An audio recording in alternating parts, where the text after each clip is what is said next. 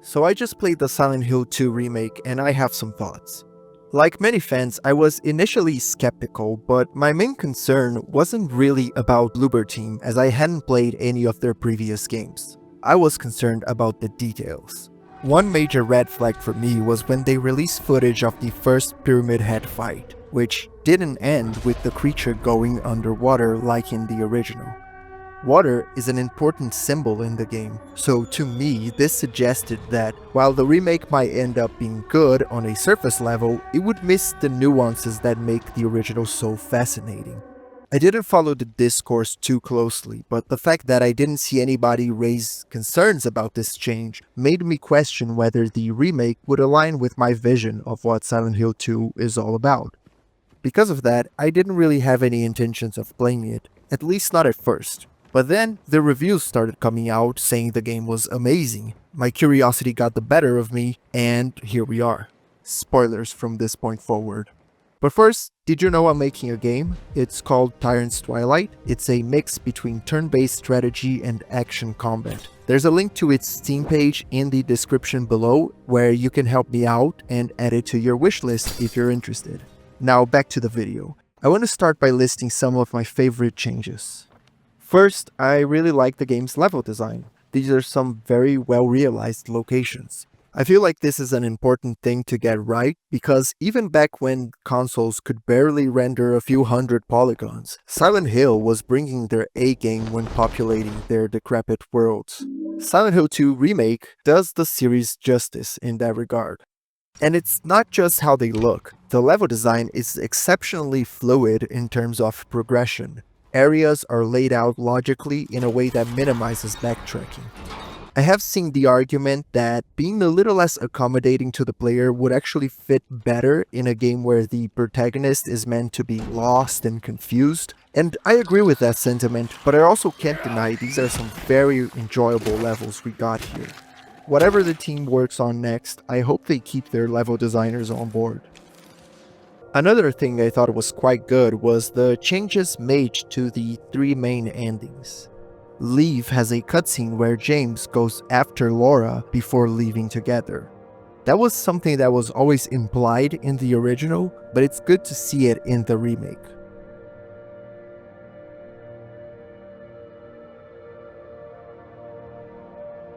In Water has an extended sequence where James hesitates a bit in his car before taking his plunge, which adds gravitas to his decision.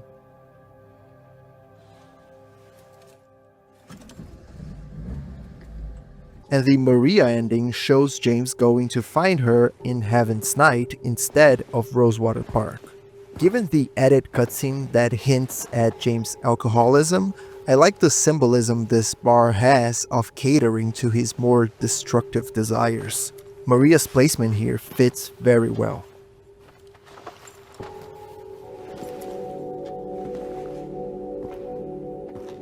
And since we're on topic, I think the new endings are cool and creepy, but not the focus of the game.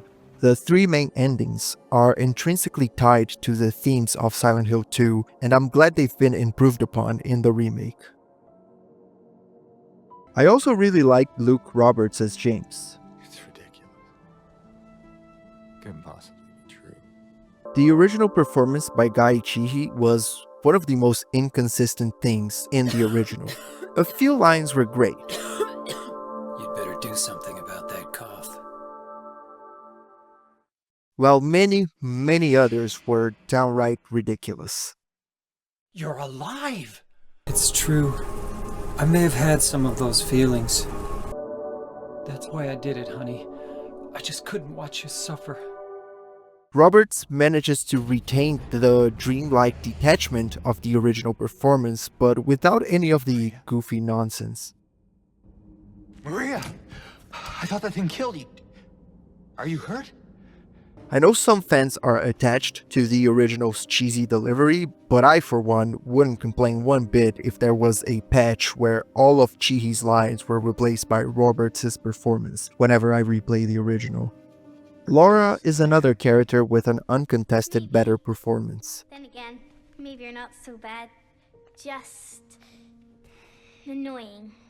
Eddie and Angela are generally pretty good as well, though I'm not sure I prefer them over the original. The one performance that unfortunately didn't land for me was Maria's. So I guess this is a good segue into the things I didn't like about the remake. The original performance by Monica Taylor Horgan was easily the strongest one out of any of the original games. James, if that were true, then why do you look so sad? Sure, the bar wasn't set very high, but Horgan did a genuinely good job. James, you made me happy. Mary and Maria sit at the very center of Silent Hill 2, so it was crucial to get them right. The new actress, Salome Gunnarsdottir, I hope that's how you pronounce that, is an experienced actress, so I don't want to pin all the blame on her, but her version of Maria did not work for me at all. The jail cell scene in the labyrinth illustrates my reasons the best. In the original, Maria starts off by pretending to be Mary. Are you confusing me with someone else? You were always so forgetful. The moment James questions who she is, her whole personality switches in an instant. Aren't you Maria? I'm not your Mary. She sounds sinister for a second, almost pissed at being mistaken for Mary. But then she quickly turns to a different tactic, and her tone of voice is now a lot more seductive. It doesn't matter who I am. I'm here for you, James. See? I'm real. Going through all of these different personalities conveys Maria's manipulative nature. In the remake, her delivery is monotone, and a lot of the meaning is lost in the process. Not at all, silly. Are you confusing me with someone else? I'm not your Mary. Doesn't matter who I am. I am here for you, James. See? I'm real. Maria also sheds light into what is probably my biggest issue with the game: the absence of some of these sexual themes. In the original, there are a couple of interactions the character has with beds that have a lot of symbolic meaning. The first one is when she lays down to rest in a hospital bed. She doesn't outright say anything suggestive, but she's inviting James to lay down with her. This even makes him stumble on his words.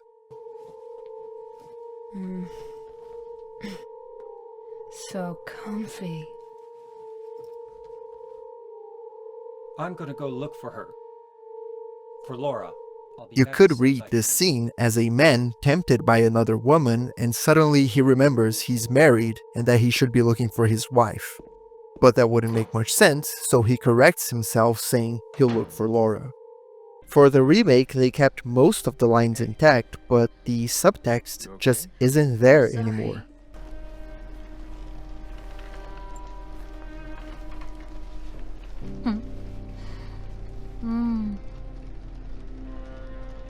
So comfy.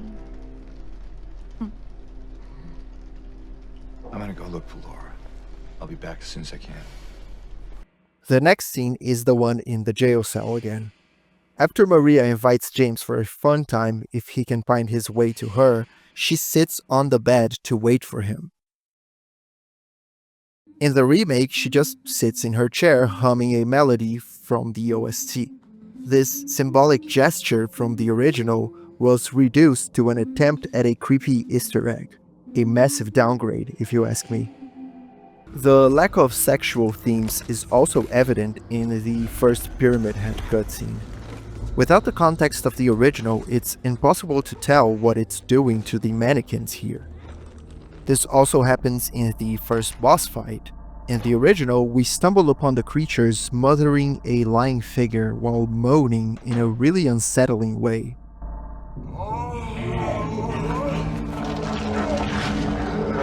The remake has that lying figure corpse there just as a wink and a nod, but again, without the context of the original, it's impossible to tell why it's even here. The result is that Pyramid Head is left with almost no sexual symbolism. The disturbing connotation of Maria being repeatedly stabbed by Pyramid Head with phallic objects is completely lost. Speaking of Pyramid Head, his portrayal in this game is also something I'm conflicted on. Ever since the Silent Hill movie, this monster has been depicted as a strong, buff dude, and I hate that. In SH2, he was lanky and thin. It made his helmet feel even more like a burden, like the creature could topple over under its weight at any time. This may seem like a small nitpick, but making him stronger translates into his animations in a really boring way. For example, the first cutscene where he's shot by James, why is he tanking the bullets like a fucking anime villain? His weird dance-like movement in front of the closet is also a lot less interesting than in the original. The chase scene in the hospital makes him out to be a Nemesis-type villain, which is... they're trying to make this dude into a badass, but that's not the point. It's not all bad though. I particularly like his appearances during gameplay. I think they are pretty unsettling. Especially the stare contest in the apartment hallway and showing up with no fanfare in the labyrinth. Those were already creepy in the original, but the added production values just made them a lot more intense. On the subject of enemies, the Abstract Daddy also lost some of its significance by being promoted to a proper boss fight. Believe it or not, that completely changes my interpretation for the enemy. In the original, these things would also pop up in the hotel, which meant to me that they could be interpreted not only as Angela's abuse, but also as James suffocating Mary. It made a disturbing design even more interesting as a broader symbol for male oppression.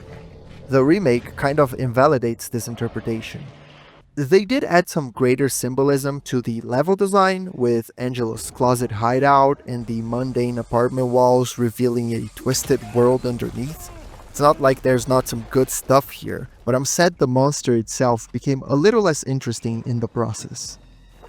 I could go on and on about all the little details they changed and whether I like them or not, but here's how I feel about the game in general. In my restless dreams, I see that town. Silent Hill. When I first played the original Silent Hill 2, its tragic story lingered with me long after I finished it. I became obsessed with its themes, and with each replay, I noticed subtle aspects that helped me build my own interpretation of the game's story. By definition, Bloober Teen's interpretation is not my interpretation. Each person gravitates towards different elements of a story, and that's how it's supposed to be. For those who are new to Silent Hill 2, or haven't obsessed over it like I have, the remake offers a faithful recreation of James's story with modern production values, and I'm glad the remake brings Silent Hill 2 to a new audience. On the other hand, if you are like me, the remake can still offer a good experience if approached with tempered expectations. You're here to see someone else's take on this story, not yours. Overall, I'm glad I played the game, but I'll probably stick with the original whenever I want to revisit James's world. It's just a more personally meaningful experience. Thanks for watching.